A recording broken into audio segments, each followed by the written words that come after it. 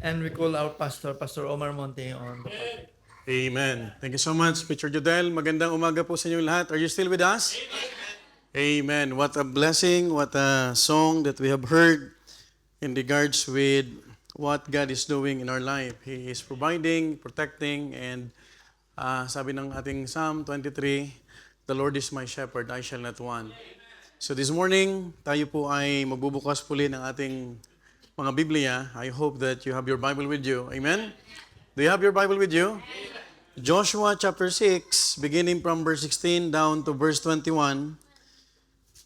Good morning sa lahat po ng mga online visitors and even on-site. On behalf of Bethany Baptist Church Milan, we'd like to bring greetings sa bawat isa. I've seen, kanina po si Brother Leo, he's joining us, watching through our live streaming. Joshua chapter 6, verses 16 to 21. Let's read responsibly. I'll be reading verse 16. You read verse 17 until we reach verse 21, and we will read that in unison. The Bible tells us in verse 16, "And it came to pass at the seventh time, when the priest blew with the trumpets, Joshua said unto the people, Shout, for the Lord hath given you the city."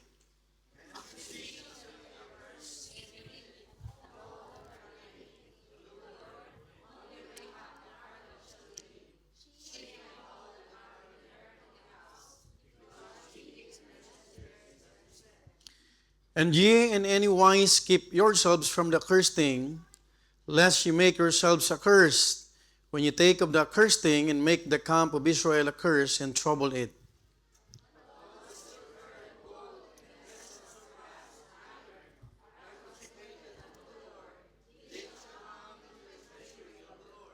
So the people shouted when the priest blew with the trumpets, and it came to pass when the people heard the sound of the trumpet, and the people shouted with a great shout, that the wall fell down flat, so that the people went up into the city, every man straight before him, and they took the city. All together now read. "And they utterly destroyed all that was in the city, both men and women, young and old, and ox, sheep, and ass with the edge of the sword." Let's go to the Lord's in prayer. Father God in heaven, thank you, Lord, for this first Sunday after we have celebrated the 9th church anniversary. What a blessing and what a joy in our hearts, Lord, to continue what you have placed in our hearts, O Father.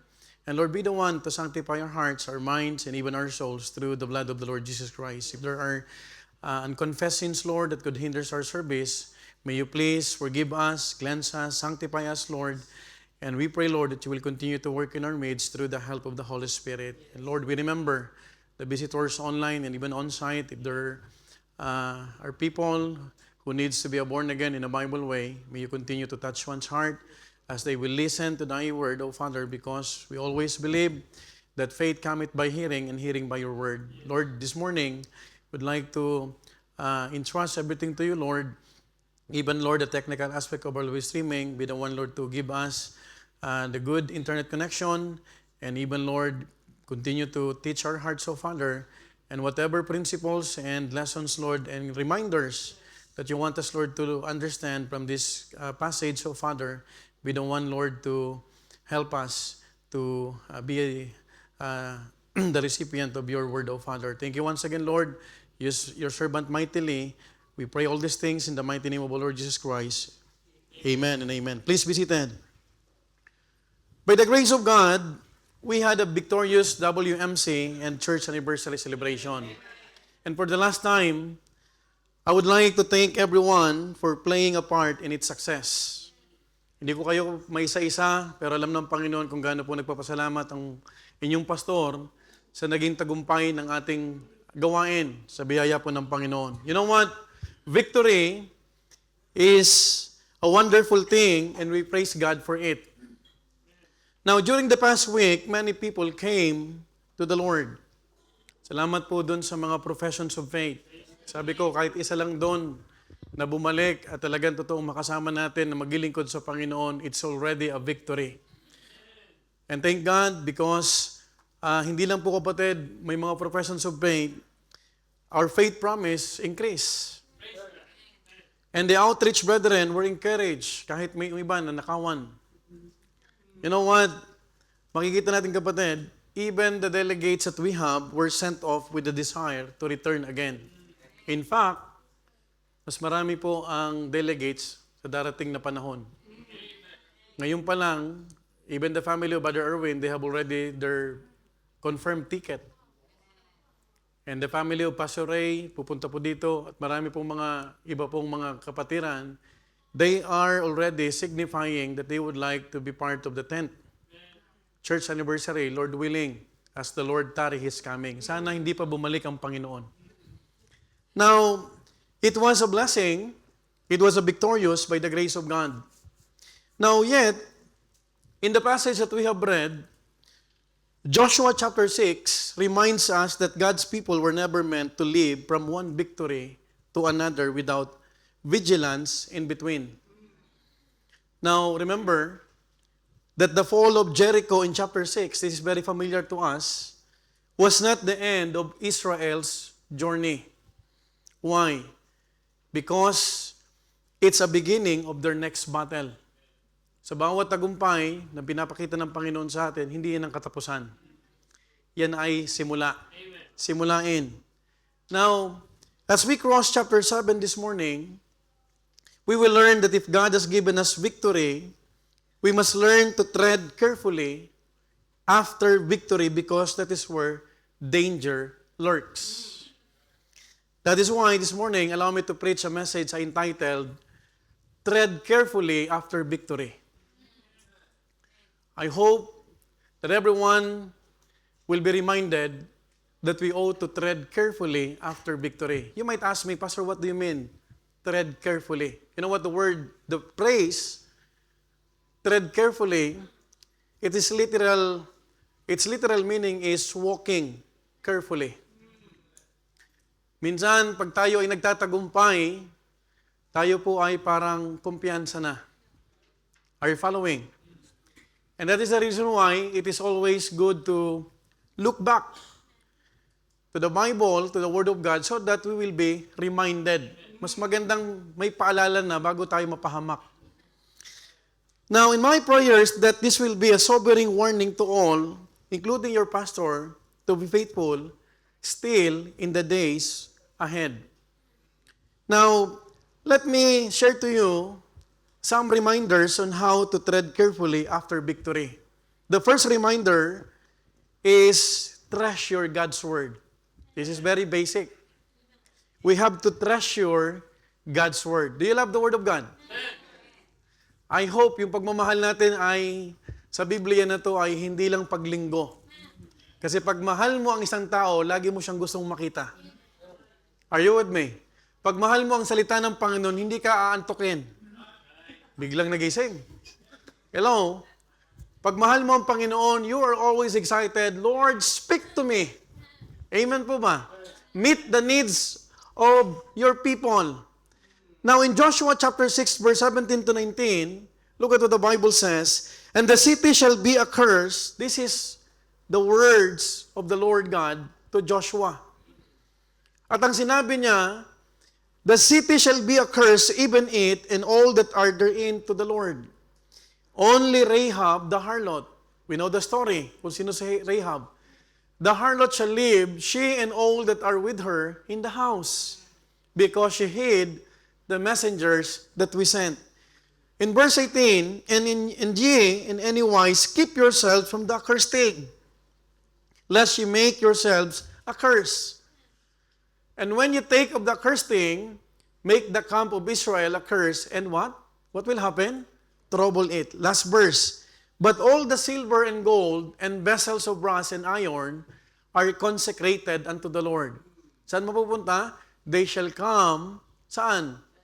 In the treasury of the Senate. No, sir. In the treasury of the Lord. Now, in the setting of the story, we see the chronicle of Israel's first battle as a nation in conquest. If you are going to understand the context of this chapter, you would see that Jericho, number one, was the first city Israel faced in Canaan. Yung lagwar na Jericho. Remember, wala silang ginawa, sila ay umikot-ikot lang doon. Secondly, the city was shut up and fortified. walang makalabas sa kanila. For some reason, and God can make any way as He wills.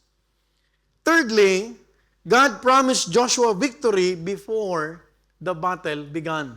Do you know that God already promised us victory? That is why we are always singing victory in Jesus. Now, fourthly, He gave specific instructions for taking the city.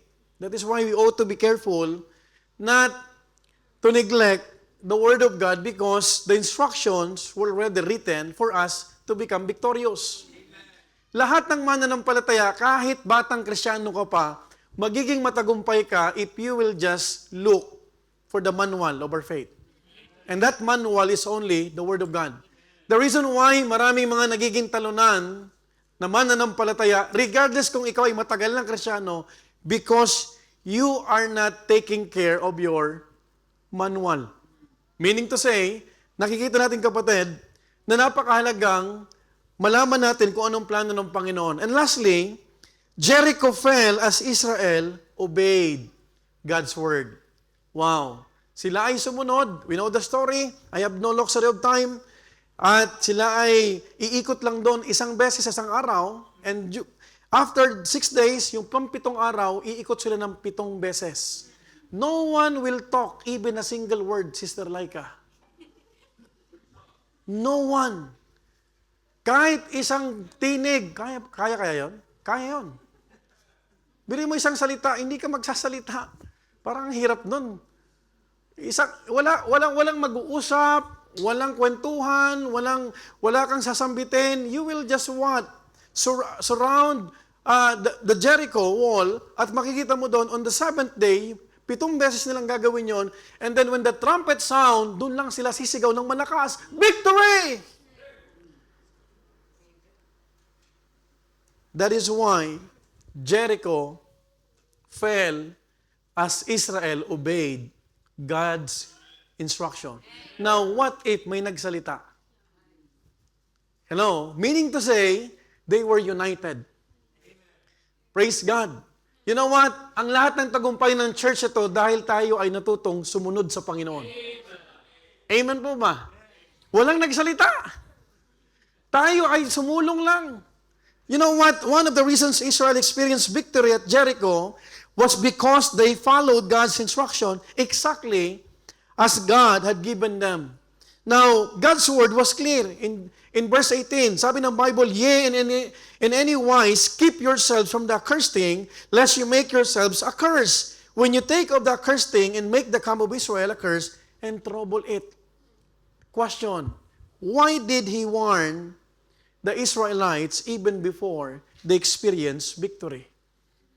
If God already made a promise that you will become victorious, bakit siya nagbigay ng babala? Have you noticed that? The answer is this. It is because God knew something Israel did not yet know. Ang alam natin lang, yung ngayon lang. Pero yung bukas, hindi natin alam. Tama po ba? That is why kung meron ka mang pagkakatiwalaan, hindi yung katabi mo, baka yung katabi mo tulog na. Ang pagkakatiwalaan mo lang, walang iba yung Panginoon sa buhay mo. Dahil ang Panginoon alam ang lahat ng ating pangangailangan. He knows our limitations. He knows na 3 oras ka lang natulog dahil nag-ano ka pa. Nag-review ka pa ng YouTube. That is why, gising na. That is why, God knew that one of the greatest dangers they would face would not be the walls of Jericho, but what they would do after they experience a taste of triumph. Hindi yung Jericho ang dapat na pagandaan ng mga Israelita. Nakita na ng Panginoon. Because makikita natin in the story, wala silang ginawa. Nag-ikot-ikot lang sila. Tama po ba? They did not fight a battle. They did not draw their swords, mga kapatid. Bumagsak, naging flat yung wall because they just what? Obey. So meaning to say, ang sekreto ng tagumpay, obey. Can we say that all together? Obey. Obey. Makinig ka na. Pag nasa preaching ka, huwag kang matutulog. You obey. You focus. Namnamin natin ang salita ng Panginoon. You know what? Makikita natin the battle in Jericho was won through obedience. The victory was secured through their obedience in God's Word. Take note, pag tayo ay gusto maging matagumpay sa pagiging Kristyano natin, the only secret is what? Obey. Obedience is the very best way to show that we believe. Doing exactly what the Lord's command, doing it heartily. Hindi heartily. Can I hear amen? Therefore, Bethany Milan and outreaches, it should not surprise us that future victories of the church would also depend upon obedience. Kung gusto natin maging matagumpay yung mga series of anniversaries, evangelistic effort natin, ang kailangan nating matutunan at maintindihan ay ang pagsunod sa Panginoon. That is why I'm asking you, what if someone talk? Have you realized that? Because ang sabi ng Panginoon, walang magsasalita, walang mag-uusap, no voice coming from anyone should be heard. At magsasalita lang kayo dun sa ikapitong araw at pagkatapos na marinig nyo yung trompeta na tumutunog, pagkatapos silang umikot ng 7 beses. You know what? For a military strategy, makikita mo, paano matatalo ang kaaway kung iikot ka lang? But with God, He has a divine strategy. That is why maintindihan natin ang tagumpay ng church na ito, hindi sa strategy ng pastor. Neither the strategies of events team. It is only the favor of God if we are obeying God's instruction. You know what? Human nature often works in the opposite direction. We tend to cling closely to God before a great event. Nung hindi pa nag-i-event, mga kapatid, we pray more. We seek counsel. We ask for wisdom. We search the scriptures. We become conscious of our need for God. Then God gives the victory. You know what? Yun lang ang susi. That's why we're always having what? Prayer vigil. Mission pa lang tayo, di ba, Sir Leonie? Mission pa lang tayo, nagpe-prayer vigil na ang church. Hindi pa tayo organized. You remember that? Hindi pa tayo, kapatid, nakakalipat sa lupang pinangako ng Panginoon sa atin. Wala pa tayo dito. Tayo pa ay nasa parko pa lang. Tayo pa ay nag-rent pa lang. Kung saan-saan tayo dinadala ng hangin. As long as we can have a worship service, we are preparing spiritually. You know what? The prayer meeting ends. The conference concludes. And the anniversary is over. All, praise God. Sabi ng ating transport leader, all the delegates have returned home safely. Now the question is, do we still seek His Word? That's the question. Do we still seek His Word? And what are the devotions you have made this week? So natulog ako, Pastor, kasi pagod ba? Kapoy ba? Kapoy kaayo. Sabi ng mga Cebuano, pagod ba? Now listen, my dear beloved brethren. It is sad when after victory, the first thing that we abandon is God's Word. Or the zeal in the reading of the Bible. How many of us, I am asking, including myself, you should ask yourself, how many of us read the Word of God after the anniversary? You know what? We ought to be very careful. Because we need to tread carefully after victory.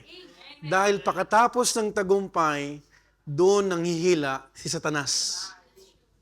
Kung hindi tayo napigilan na magkaroon ng tagumpay sa pag-celebrate ng anniversary na to, magtatagumpay ang dyablo pag hindi ka naging maingat after the event. Believe me or not. Because the devil, yung ating kaaway, hindi siya tumatanggap ng pagkatalo. Are you following?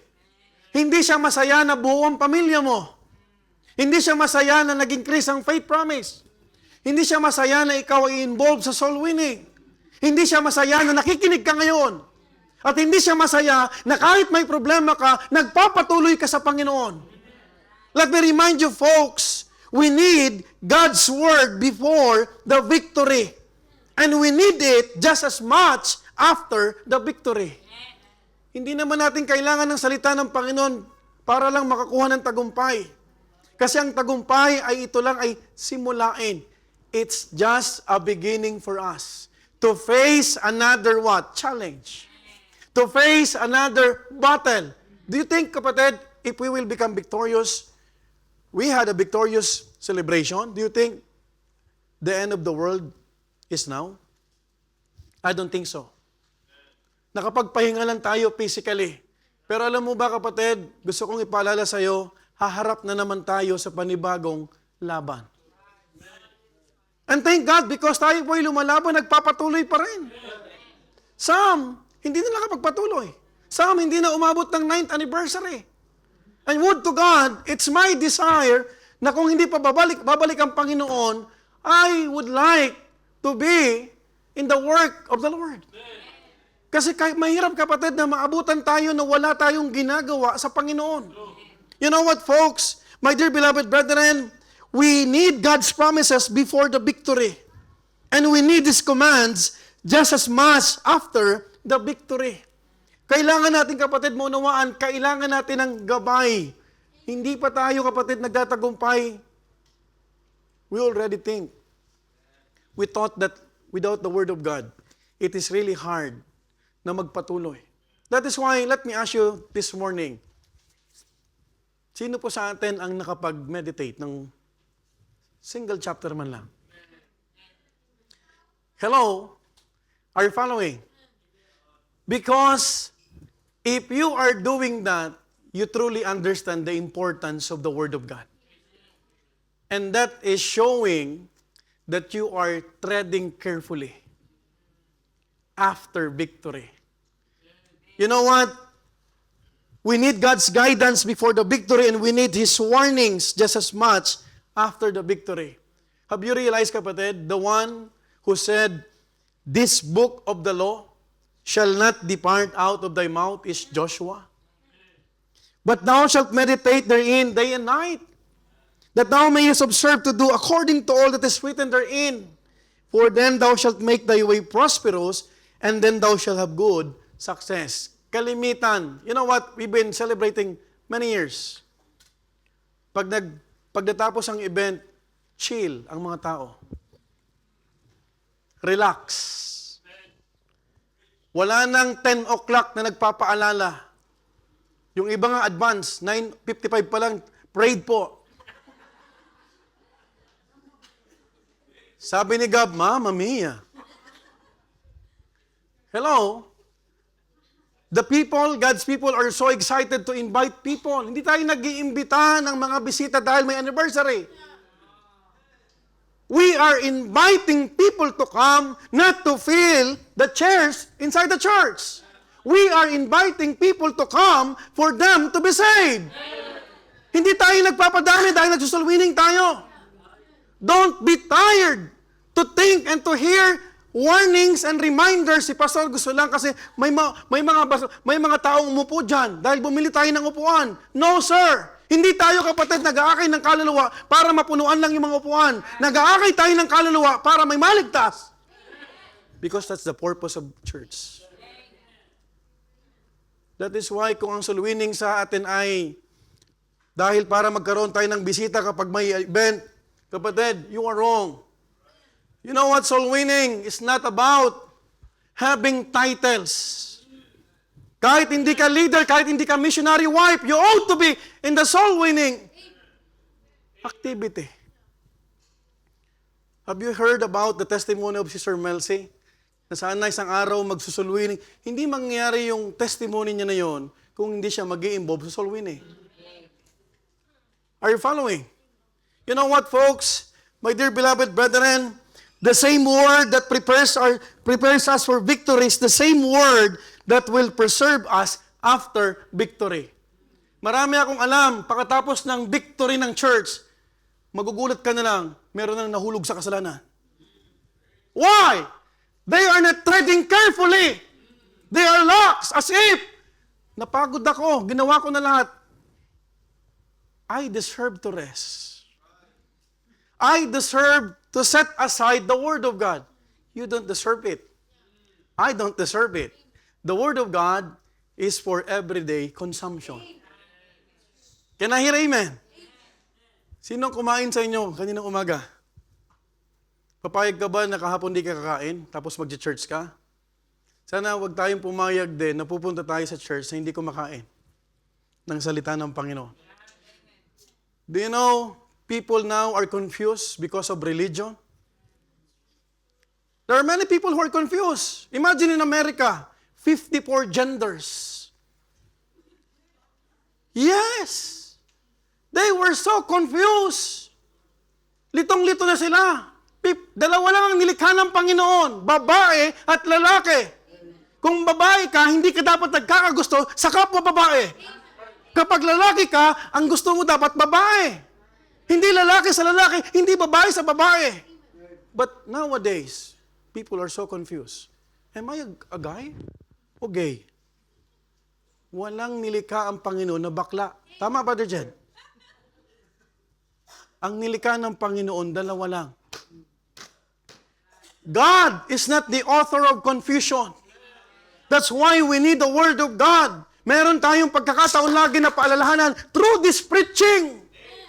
And I hope, kapatid, hindi dahil may ginagampanan ka, ay meron ka ng lisensya na hindi magbasa ng Biblia. Are you with me? Are you listening?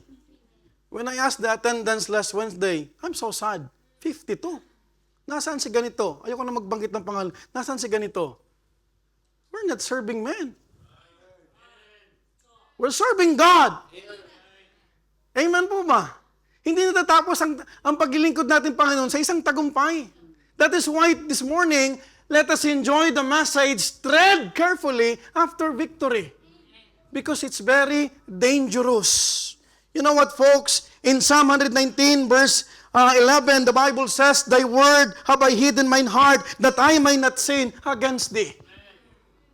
In Psalm 119, verse 105, Thy word is a lamp unto my feet, and a light unto my path. Alam mo, hindi ka magkakasala, hindi ka mahuhulog if you are treading carefully. And what does it mean to tread carefully? To walk carefully, cautiously. Amen? Hindi ka matutulog na hindi ka mahala nakapagbasa. Amen? Folks, leaders, events team, do not capitalize that you are a leader and you work hard. And God gave us victory, and you will set aside the Word of God. Hindi lisensya yon. Nakita ng Panginoon, kaya tayong bigyan ng tagumpay sa paglilingkod sa Panginoon kapag tayo po ay what? Nagpapahalaga ng salita ng Panginoon. Do you treasure God's Word? Do you honor God's Word? So ibig sabihin, meron kang nabasa ngayong linggo na to at hindi ka papayag na wala ka man lang take home. Nakapag-take home ka nga ng lechon.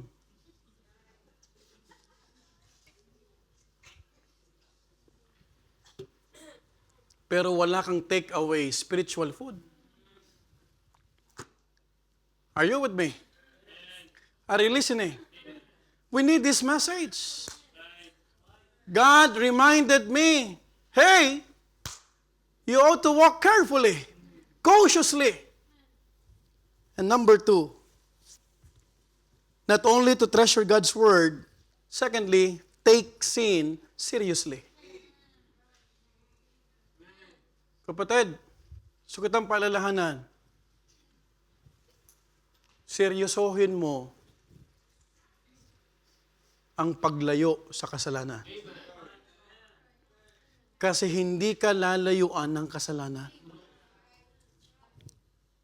If you think that this year is a victory year for you, sin will not run away from you.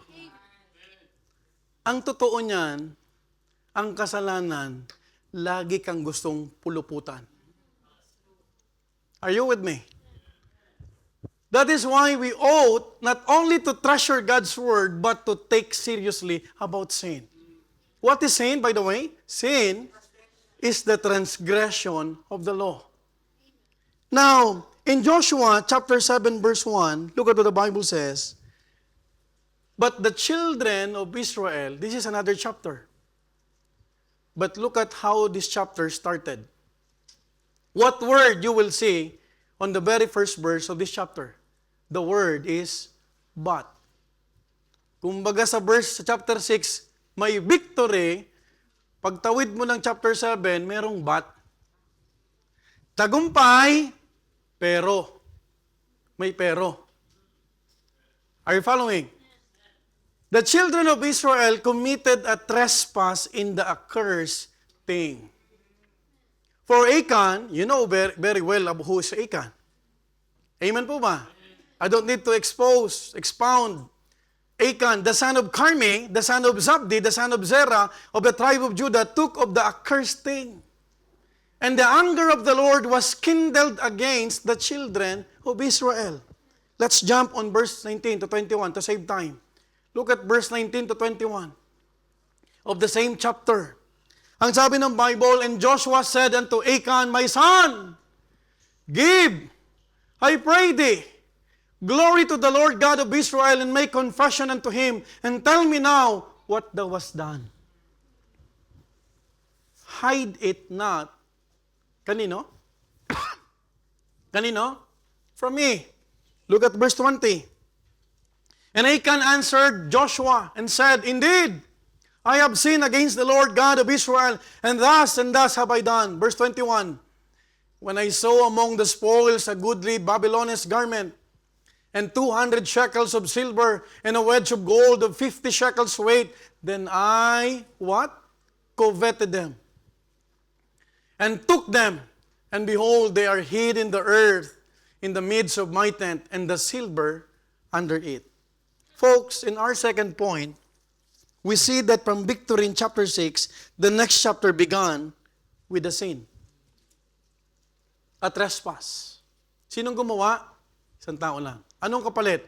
We know the story already. Hindi sila nanalo. Now, sadly, the joy of victory was soon overshadowed by the presence of iniquity among God's people. Alam mo, konting panahon lang, nagtatagumpay, nagsaselebrate sila ng victory, pero meron na palang iniquity. Hello? I am not saying na may kasalanan ngayon, but it is always good to be reminded. Mas pipiliin ko pang magbigay ng paalala kaysa magremedyo ng kasalanan. Are you following? Folks, the very first word of chapter 7 is significant because the word is but. While Israel was celebrating the victory, a problem had already developed within the camp. Not long has passed, and the chapter already began with a woe. And what is that? The children of Israel committed a trespass in the accursed thing. Tanong, di ba nagbabala ng Panginoon? Do not take anything because everything is an accursed thing. Tama po ba? Are you following? Hindi tayo makakagawa ng kasalanan kung walang utos na binigay muna sa atin ng Panginoon. Now, this morning, we have to understand that though only one committed the sin was imputed to the whole nation. We know the story. Buong Israel hindi nanalo sa kakapirangkot ng mga tao sa AI. Are you following? After Israel won, the victory was short-lived as they were not able to enjoy it fully because someone's sin is in the camp. Paano mo itutuloy ang celebration kung alam mo meron ng casualty? Are you following? Mahirap mag-celebrate na alam mo na may nakakagawa na ng kasalanan. Tama po ba? You know what? Makikita natin kapatid, we have to listen instead of celebrating the experience, the anger of the Lord. How can you continue celebrating if the anger of the Lord is already visible?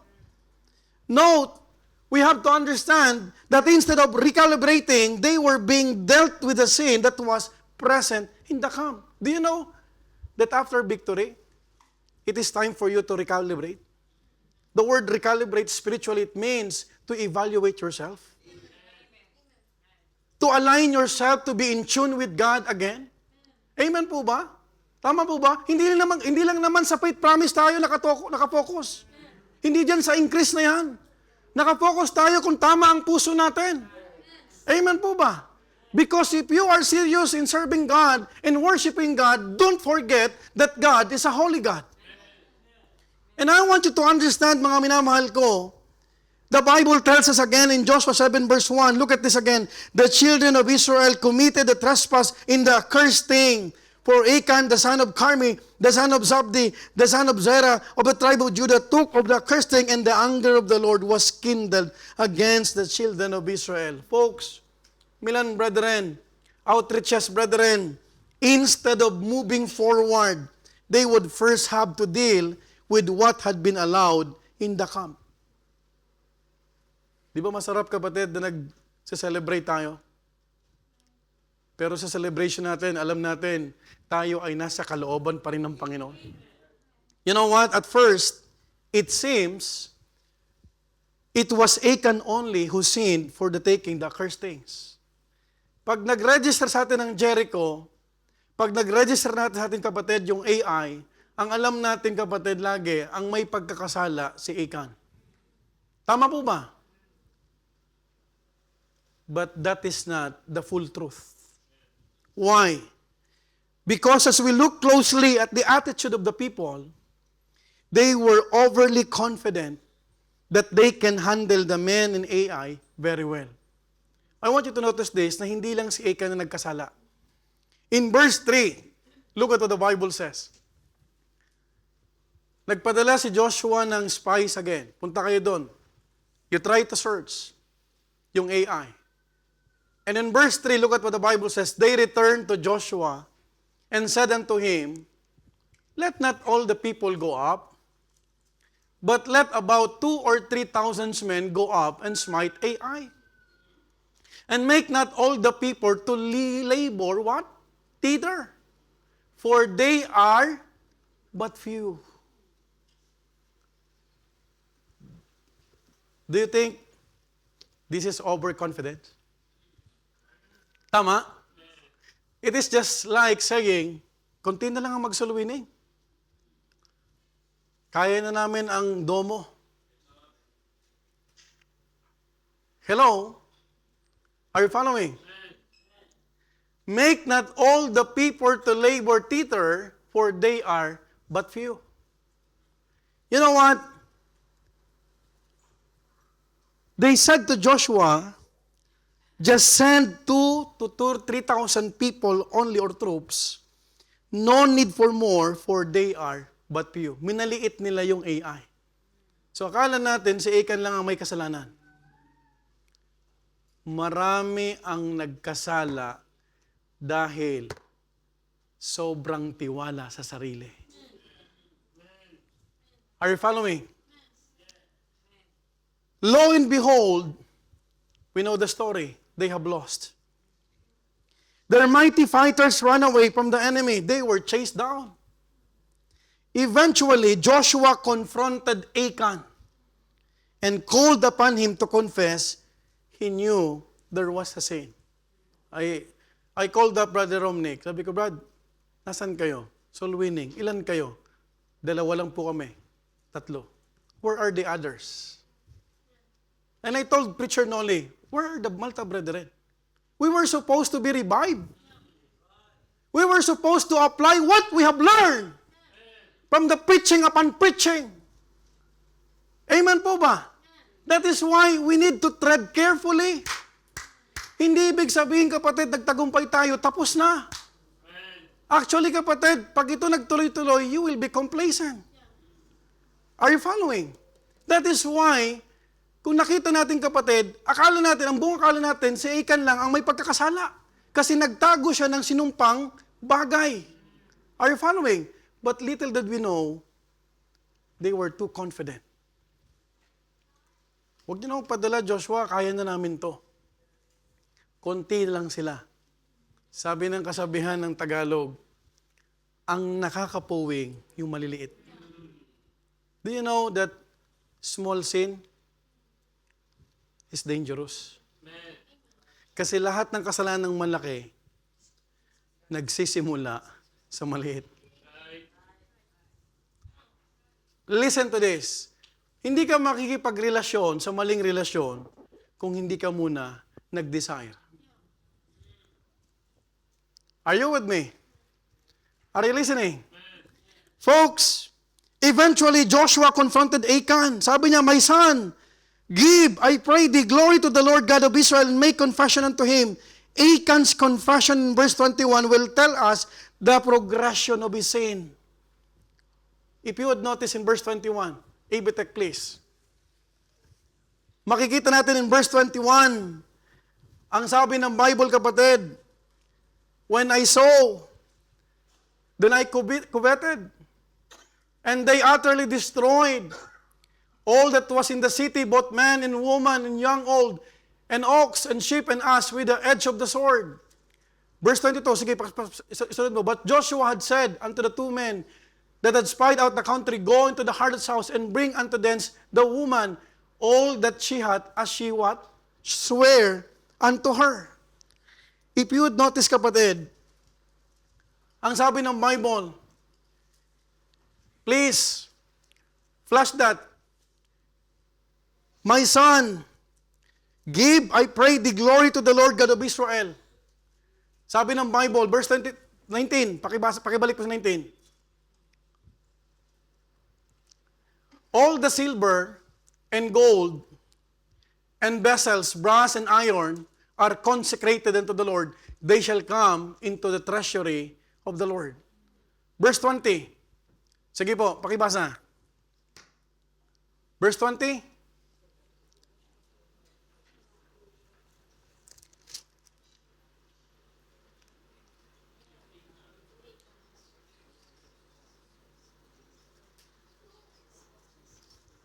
"And Achan answered Joshua and said, Indeed, I have sinned against the Lord God of Israel, and thus have I done." Now, saan nagsimula ang kasalanan? Bakit sila natalo? Hello? It started in their hearts. Are you following? I am looking the verse, "When I saw, then I coveted and took." What verse is that? Please.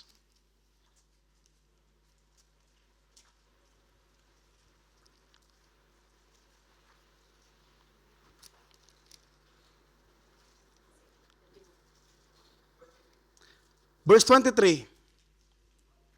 No, that's not verse 23. Sabi niya rito, "When I saw, then I coveted and took." Verse 21, paki-post po yan. Who's in the Abitek? Please follow the verse. "When I saw among the spoils a goodly Babylonish garment, 200 shekels of silver, and a wedge of gold of 50 shekels, then I coveted them, and took them, and behold, they are hid," saan? "In the earth, in the midst of my tent, and the silver," saan? "Under it." You would notice, in verse 21, that there is a progression. Sabi niya una, "When I saw." Anong kasunod? "Then I coveted." Pagkatapos na mag-covet siya, I took them. Pagkatapos kinuha, tinago. Kadalasan, ang kasalanan nagsisimula din dito. Nagustuhan.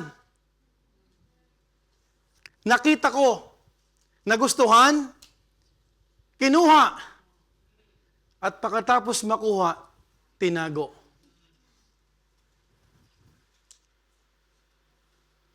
Walang nakakagawa ng kasalanan ng malaki na hindi nagsisimula sa mata.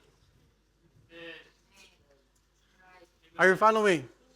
Men, lahat ng men, can I hear amen? Summer na naman. Wala tayong ibang dapat na tinitignan yung ating asawa lang. Kung wala kang asawa, tignan mo mata mo.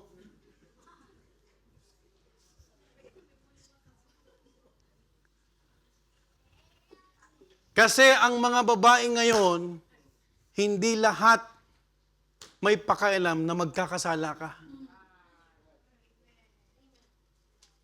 Are you following? Mahirap na, banlag ka, tapos kung sino ba titignan mo. Are you with me? That is why I really appreciate Brother Edmundo. Sabi niya, Pastor, ang tinitignan ko lang talaga si Veronica. Mamamatay ka talaga pag tignan mo iba.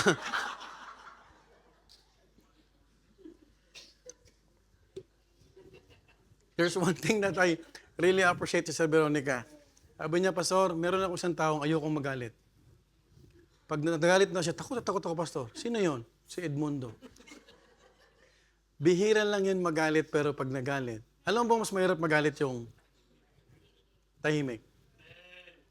Kasi ang tahimik pag nagalit, nangangagat.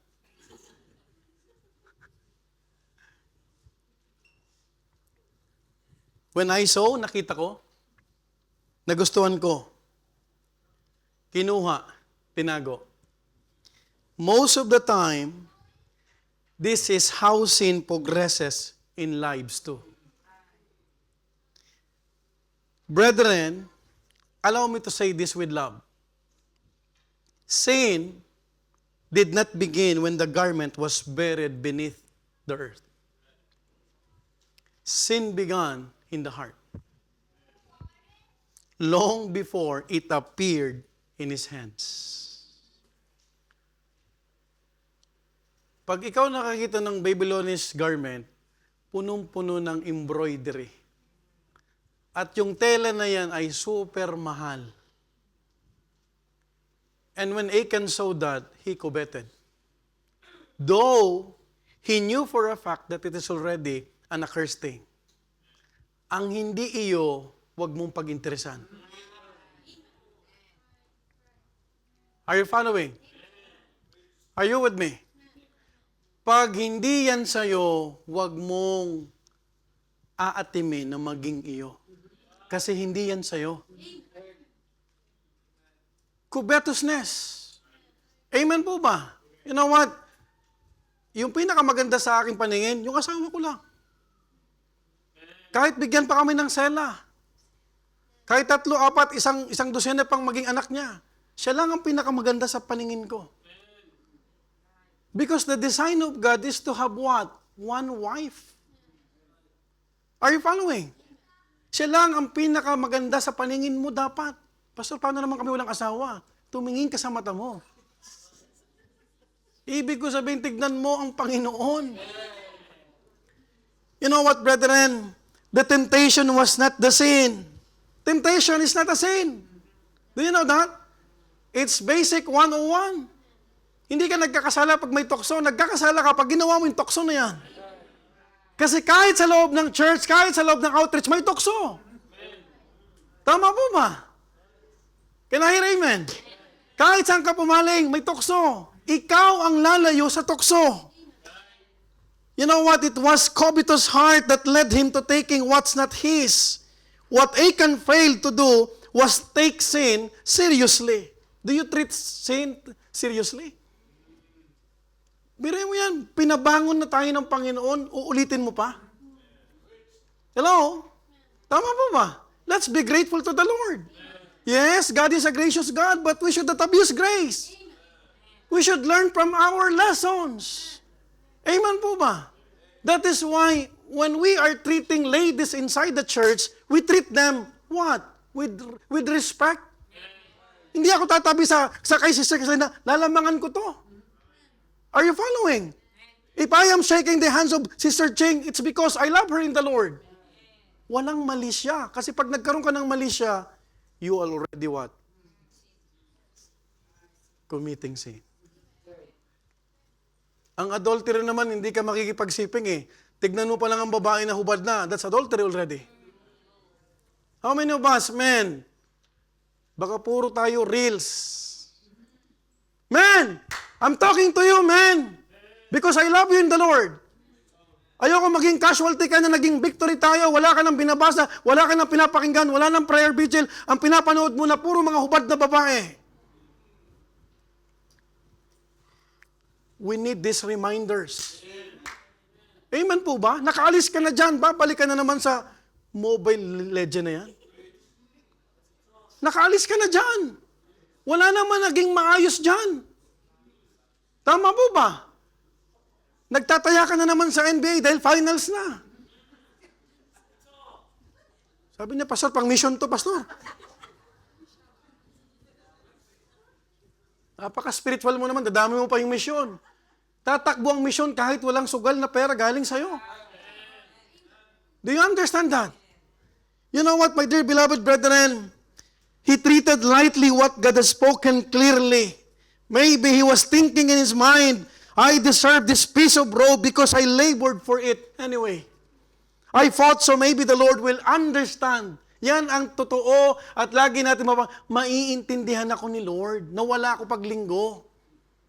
I appreciate si Sir Melcy. Hindi yan pinayagan na umattend ng WMC. But she stood firm. Nawalan ba ng trabaho, Sir Mel? Hindi naman eh. Depende yan kung saan ka tatayo. Depende yan kung saan ka pupunta at sino ang priority mo pag-araw ng pagtitipon. This afternoon, most of the time, it sounds familiar. Why? Because after victory, we do not tread carefully. We walk carelessly in our Christian life. Hindi ko inaalis, hindi ako kapatid. Si Pastor, napaka-KJ naman, nag-i-enjoy pa tayo.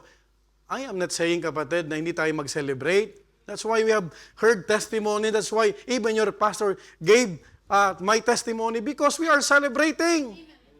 But we need to tread carefully. After victory. Ang gaganda ng mga song offering. Amen?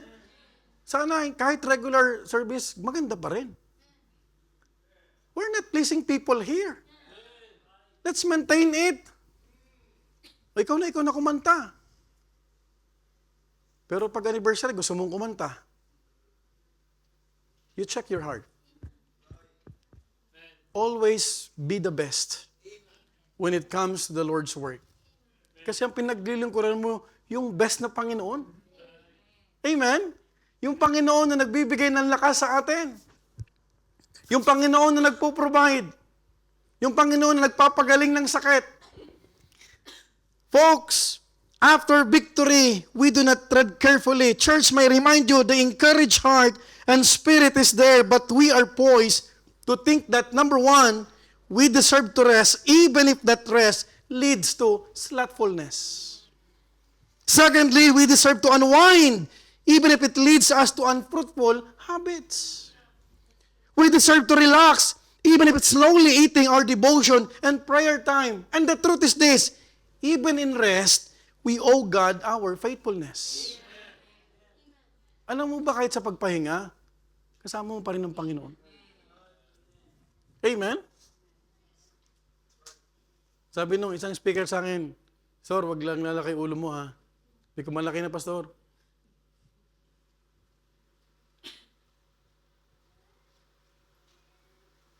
Bethany Milan becomes the mission hub.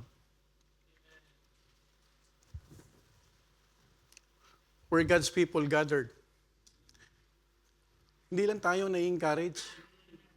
Yung mga pumupunta sa atin dito, I remember Brother Lipinski. The Polish. Bago siya nagpaalam, Pastor, sabi niya, please pray for me. I want to be part of this kind of church. He wants to enroll in our Bible school. I remember Brother Leo, he's watching right now. Sabi ko, you talk to your pastor. Dahil pagbuhay ang church at alam natin ang focus natin, kahit may mga personal tayong problema, hindi natin inaalintana na sumulong sa biyaya ng Panginoon. Tanungin kita, pag na-focus ka sa personal problema, may nangyayari ba? Wala naman eh. Tama? Tama po ba? Even after victory, we need to be alert and on guard. Brethren, may I remind you of this important truth: the devil does not rest. Kung ikaw nagpapahinga, ako nagpapahinga, ang diablo,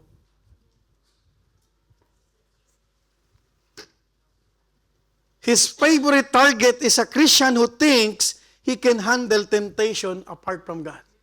Ingat ka dito. And I'm reminding myself. Ang favorite target ng diablo, yung iniisip niya na kaya ko to. Hello? Tama po ba? Tama po ba? One hidden sin cost Israel 36 lives. One hidden sin halted the progress of an entire nation. And one hidden sin turned a chapter of celebration into a chapter of sorrow. Hindi man lang uminit. Pagkatapos ng chapter 6, pagdating mo ng turn page ng chapter 7, meron na agad bat. They have committed what? Iniquities. Tama? Oh, may nagsabi sa akin, Pastor, pwede bang hindi natin alisin muna yung decoration dyan kasi ang ganda? Kahit October, November.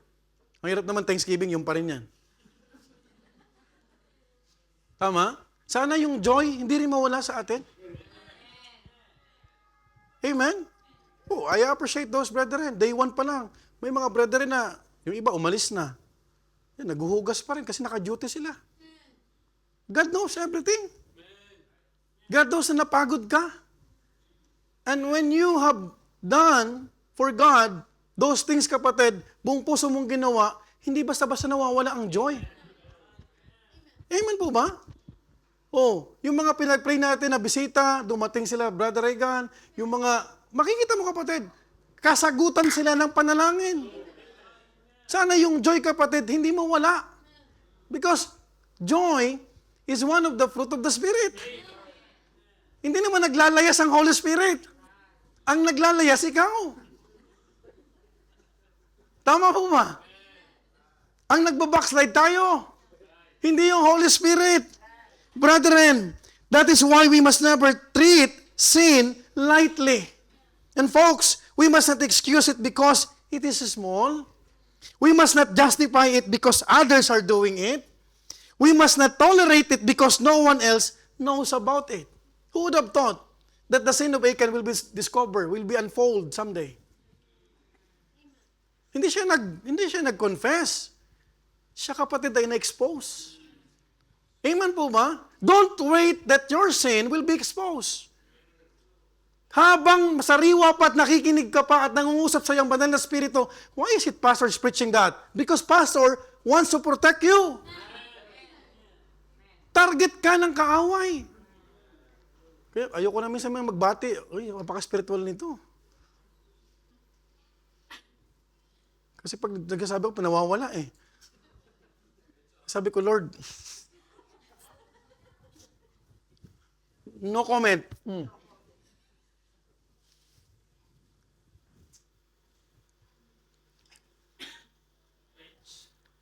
We are Satan's apple's eye. Apple of the eye ka. Ginagamit kayo ng Panginoon, umanda ka kay Satanas. Now we declare that we will have continue. Nakakatakot yung team natin eh. By God's grace, we will continue. Kaya kailangan ko si Brother Art eh. Hindi mo ito matutunan sa online. Tama, Brother Art? Sa church lang yan. Mahirap magpatuloy pag wala ng Panginoon. What is hidden from man is never hidden from God. In Hebrews chapter 4, verse 13, neither is there any creature that is not manifest in His sight, but all things are naked and open unto the eyes of Him with whom we have to do. In Luke chapter 12, verse 2, there is nothing covered that shall not be revealed, neither hid that shall not be known. Salamat sa Panginoon. Kasi minsan, nire-reveal tayo ng Panginoon. And when God reveals us, Lord, sorry na Lord. Hindi na po maulit, Lord. Amen po ba? Tatandaan mo lang, pag tayo binigyan ng pagkakataon ng Panginoon mag-confess na tayo. That is why the preacher, whoever preach behind the pulpit always invites to come. Come to Jesus. Huwag mo kapatid, sawaan yun. Kasi ibig sabihin, nangungusap ang Panginoon sa'yo. Mahirap kapag kalos na yung puso natin. Mahirap kapatid, pag ikaw kapatid ay kinakausap na ng Panginoon, pero nagbibingi-bingihan na lang tayo. And this morning, I would like you to understand that the Christian who treads carefully after victory is the Christian who remains sensitive to sin. Why? He still guards his eyes. He still guards his thoughts. He still guards his attitudes. He still guards his heart. And he understands that yesterday's victory does not remove today's need for holiness. God is a holy God. Hindi yung akala natin ay kaya na natin lahat after victory. Kapatid, isang victory pa lang ng Israel laban sa Jericho. Pero kung umasta sila at sinabi nila kay Joshua, parang lagi na silang nakakasiguradong magtatagumpay sila. Konti lang yung mga tao sa AI, huwag mo nang papuntahin Joshua. Look at what the Bible says. And that reminds must also be for us. 9 years is not long. 70 years is not too strong to not depend on God anymore. Look at Bethany, Makati. They will be celebrating 73. Grace. Trust ang kanilang team next year. Biruin mo, 73 years old na church, ang team pa, trust. In God we trust. Amen? Tayo, siyam pa lang. Right? Kumbaga sa puput pa, bubot pa. Nagsisimula pa lang ang Bethany Milan. We must take sin seriously or it will wreak havoc in our lives seriously. Ingat po tayo. Lastly, number 1, treasure God's word, take sin seriously. And thirdly, trust God's way back. We need to trust God's way back. Look at what the Bible says in verse 22 to 26. I'll just read it quickly. So Joshua sent messengers, and they ran into the tent, and behold, it was hid in this tent, and the silver under it. And they took them out of the midst of the tent, and brought them unto Joshua, and unto all the children of Israel, and laid them out before the Lord. Look at verse 24. And Joshua and all with him took Achan the son of Zerah, the silver, the garment, the wedge of gold in his sons and daughters, and his oxen, and his asses, and his sheep, and his tent, and all that he had, and they brought them unto the valley of Achor. And Joshua said, Why hast thou troubled us? The Lord shall trouble thee this day. And all Israel stoned him with stones, and burned them with fire, after they had stoned them with stones. Last verse. And they raised over him with a great heap of stones unto this day. So the Lord, what happened?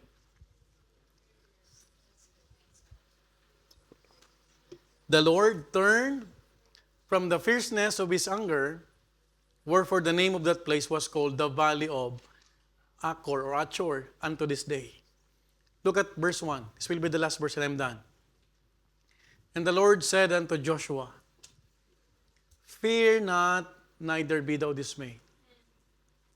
Take all the people of war with thee, and arise, go up to Ai, and see, I have given into thy hand the king of Ai, and his people, and his city, and his land. After Achan's sin was revealed, he was brought to the valley of Achor. Isn't it? Lahat ng kanyang ninakaw, tinago. Pinadala. Kinuha. Together with all that belonged to him was brought before the congregation for judgment. Now think about this. At first glance, this may seem like a harsh or severe punishment. Tama po ba? Kasi nung binato siya, hindi lang siya mag-isa. Kasama buong pamilya. Hindi doon nagtatapos. Pagkatapos silang batuhin, sinunog pa sila ng buhay. Now listen. God's judgment was not act of cruelty, but it is an expression of His holiness and justice. God is a loving God. Yes, I will agree with you. But I also couldn't agree with you that God is a just God. Huwag mong pipilasin, aalisin, isa sa mga attributes ng Panginoon, that He is a holy God. You know what? Achan's sin had brought God's displeasure upon the entire nation and hindered Israel's victory. Gusto ba natin magtagumpay sa tent? Walang kasalanan dapat nakatago. Kung paano tayo naging united, ituloy lang natin ito. Amen po ba? Kung paano tayo gumagawa ngayong kapatid ng ministry, ituloy lang natin to. Itutuloy lang natin. Because the message is what? The same. Amen po ba? We are spreading the good news. Brethren, please don't forget that the way back to God's blessing is always through holiness, repentance, and divine justice. Hindi natin kayang suhulan ng Panginoon ng faith promise na increase. Hello?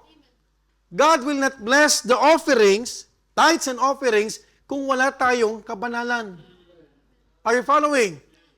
Hindi kailangan ng Diyos ng pera. Tama po ba? Don't get me wrong. I'm so happy. Makakapag-support tayo, makakapagdagdag tayo ng missionaries. But please take note, kapatid, bumalik yung favor ng Panginoon and He promised once again, you will become victorious once again. Through what? Holiness.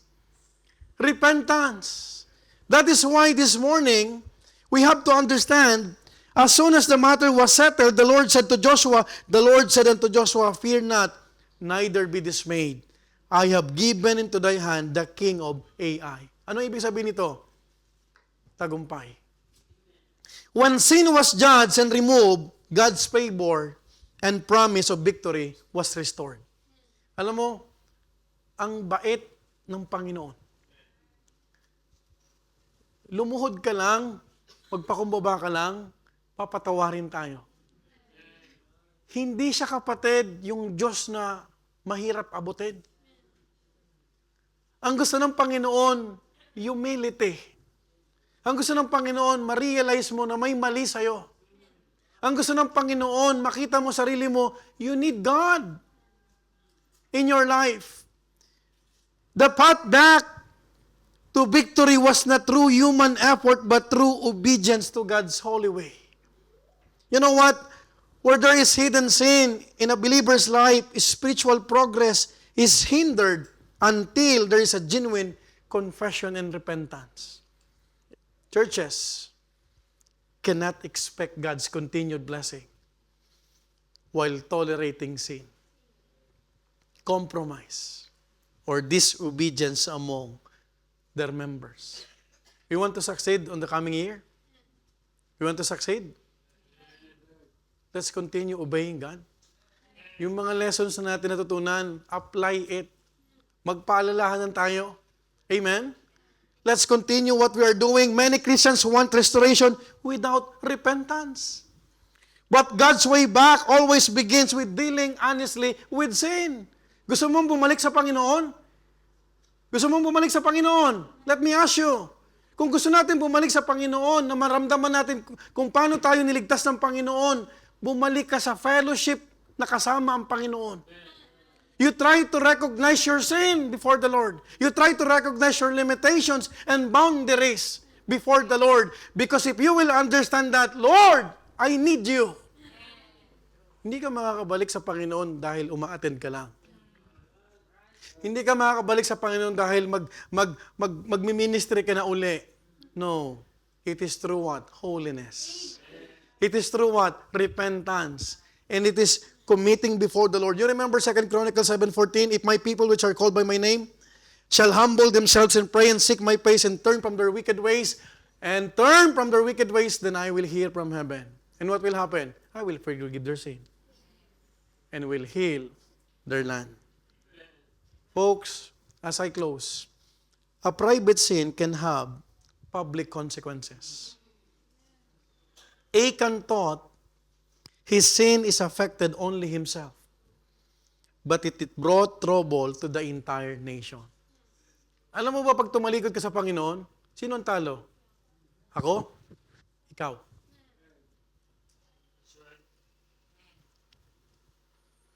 Walang mawawala kung kakapit ka sa Panginoon. Pero maraming mawawala sa iyo pag tinalukuran mo ang kalooban ng Diyos. Are you following? Because serving the Lord is only what? A privilege. We are all ministers. Itong mali ng religion, pag sinabing ministro, nangunguna. No. The true meaning of ministers is when we serve. So when we are serving, we are ministering. So therefore, we are all ministers. We must never allow yesterday's victories to make us careless today. Spiritual success does not eliminate the need for vigilance and obedience. As I close, brethren, I hope I could remind you, kasama yung pastor nyo, we must tread carefully after victory. The enemy is watching us. He roars and walketh about. But we are victorious in Christ when we walk in the Spirit day by day. Sana, kung nangungusap ang Panginoon sa'yo, don't resist. I hope you will desire also, Lord, help me to tread carefully. Lord, help me to repent. Help me, Lord, not to see, after saying it, you will covet it, you will take it, and you will hide it. Walang nakatagong kasalanan. Lahat ay hayag. I hope and pray that all of us will tread carefully. Lord, tulungan mo ako maging maingat. Amen? Thank you for the victory. Thank you for what you have extended to us, to this church. But help me to tread carefully. Shall we all stand up and we'll pray? Father God in heaven, thank you once again, Lord,